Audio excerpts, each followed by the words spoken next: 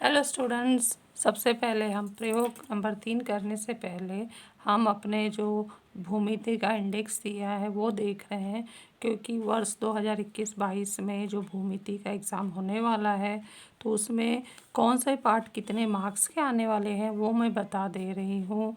जिसमें पार्ट 7वां तो कैंसिल है, तो उसके जो मार्क्स हैं वो 8 नंबर यहाँ बांटे गए हैं। तो किस तरह से बांट को किस मार्क्स का वेटेज ज़्यादा है, किसका कम है, वो बता दे रही हूँ। तो समरूपता पार्ट जो है वो 13 मार्क्स के लिए आ रहा है, पाइथागोरस प्रमेय 9 मार्क्स के लिए, वृत्त 11 मार्क्स के लिए, भूमिति रचनाएं 10 मार्क्स के लिए, निर्देशांक भूमिति 9 मार्क्स के लिए और त्रिकोणमिति 8 मार्क्स के लिए पूछे जा रहे हैं।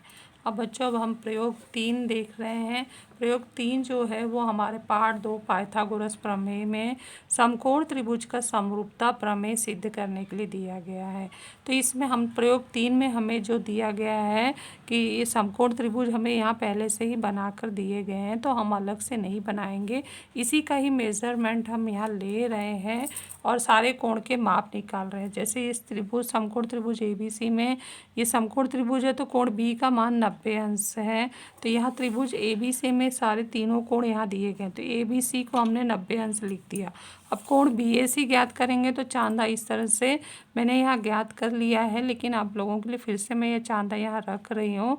तो कोण BAC रखते हैं तो ये 50 अंश आ रहा है A पर, तो A को 50 अंश रख दिया। फिर अब C का मेज़रमेंट लेना है, तो चांदो को इस तरह से घुमा के रखा तो ये यहाँ 40 अंश पे आ रहा है। तो ये त्रिभुज ABC के तीनों माप आ गए। अब जब हम यहाँ शीर्ष समकोण के शीर्ष बिंदु से कर्ण पर लंब डालते हैं तो वो शीर्षलंब कहलाता है। तो उसी समकोण त्रिभुज में अगले भाग में हमने ये लंब डाल दिया है, तो BD लंब AC हो गया है।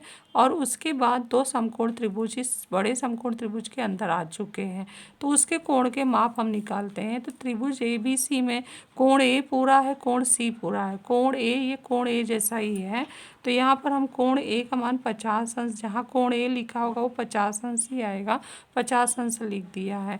और कोण C जहाँ आएगा वहाँ 40 अंश आएगा, तो ये हमने 40 अंश यहाँ लिख दिया है। अब बचा हुआ B भाग जो है वो 2 भागों में बट गया है, और D भाग जहाँ होगा वो हमारा 90 अंश होगा। D बिंदु जहाँ आएगा वो 90 अंश होगा। तो D का हम देख रहे हैं कोण ADB और कोण BDC 90 अंश है, क्योंकि वो लंब डालना है। तो इतने माप तो हमारे पहले से ही कंफर्म है। तो अभी हमें नापना से मेज़रमेंट 2 को लेना है, जो B 2 भागों में बढ़ चुका है। तो यहाँ पर हम B पर यहाँ पर रखते हैं, तो ये हमारा जो है 50 से मैच कर रहा है कौन सा कोण, कोण BDC। तो कोण BDC जो है कोण DBC ये 40 हमारा जो आया है। यहाँ पर हम निकाले हैं कोण DBC 50 अंश। और इसके बाद हम निकाल रहे हैं त्रिभुज ABD के लिए बचा हुआ कोण ABD ये निकालना है। तो इसको हम इस तरह से रखते हैं घुमा के आधार पर, और ये 40 अंश से हमारी ये भुजा मिल रही है। तो ये कोण जो कौन सा है, कोण ABD यहाँ हमें मिलेगा 40 अंश, और कोण DBC हमें यहाँ मिला 50 अंश। तो ये जो 90 था हमारा यहाँ लंब डालने से एक भाग उसका 40 हो गया, दूसरा भाग 50 हो गया। तो इस तरह से इस त्रिभुज के सारे कोणों के माप हमने लिख लिए हैं। अब उसके बाद हमें 2-2 त्रिभुज की जोड़ियों में इसे समरूप करना है। तो समरूप करने के लिए कोण सर्वांगसम देखने हैं। तो सर्वांगसम जिसके माप समान होते हैं वो कोण सर्वांगसम होते हैं। तो सबसे पहले त्रिभुज ABC तथा त्रिभुज BDC में हम देखते हैं। त्रिभुज ABC तथा त्रिभुज BDC में B 90 है, DB 90 है। तो एक संगति किसके लिए देख रहे हैं, ABC, एक संगति BDC। कोण ABC सर्वांगसम है कोण BDC। कारण क्या होगा, अब यहाँ कोई जगह तो छोड़ा नहीं है, तो हम यहाँ लिख सकते हैं प्रत्येक 90 अंश, क्योंकि हर दोनों कोण का माप 90 अंश है। फिर कोण BCA सर्वांग है कोण DCB, BCA सर्वांग है कोण DCB यहाँ पे देख रहे हैं 40 अंश है, ये भी 40 अंश है, तो यहाँ हम लिख सकते हैं प्रत्येक 40 अंश, तो इसलिए दोनों कोण सर्वांगसम हो गए। और तीसरा कोण भी दिया गया, तीसरा भी लिख सकते हैं, कोण CAB सर्वांगसम है, कोण CAB सर्वांगसम है कोण DBC, CAB का मान 50 है और DBC का मान भी हमारा 50 अंश है।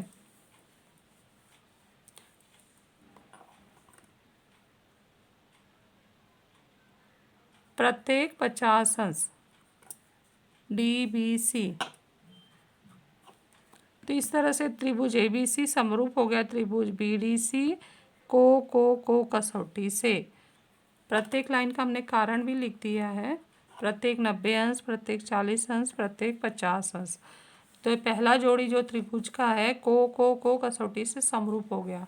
अब त्रिभुज ABC तथा त्रिभुज ADB में एक संगति ABC ADB के लिए क्या हो जाएगा, जो ये B और D के कोण है 90 अंश है, कोण ABC और कोण ADB, तो प्रत्येक 90 अंश हो जाएगा।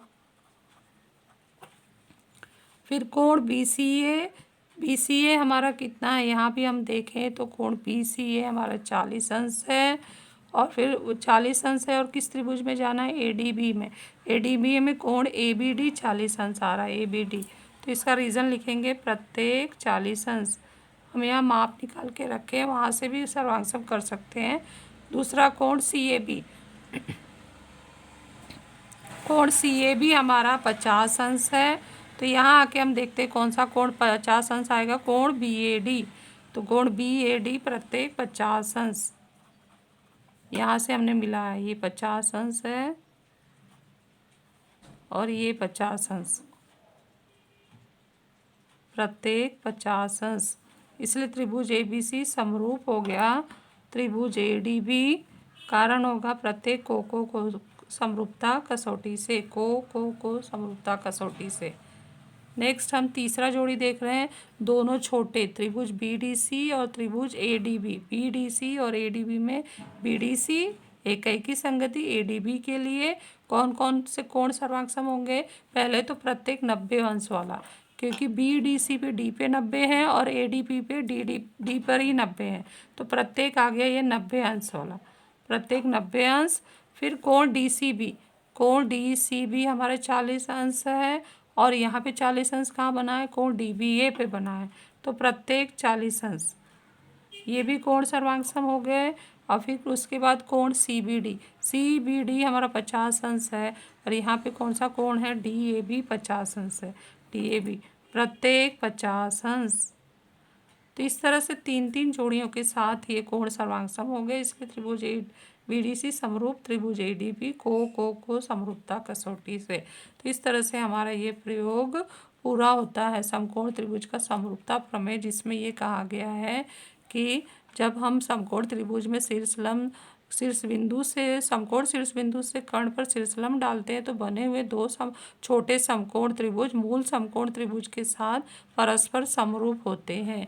तो इस तरह से इस प्रयोग से हमने समकोण त्रिभुज का समरूपता प्रमेय सिद्ध किया।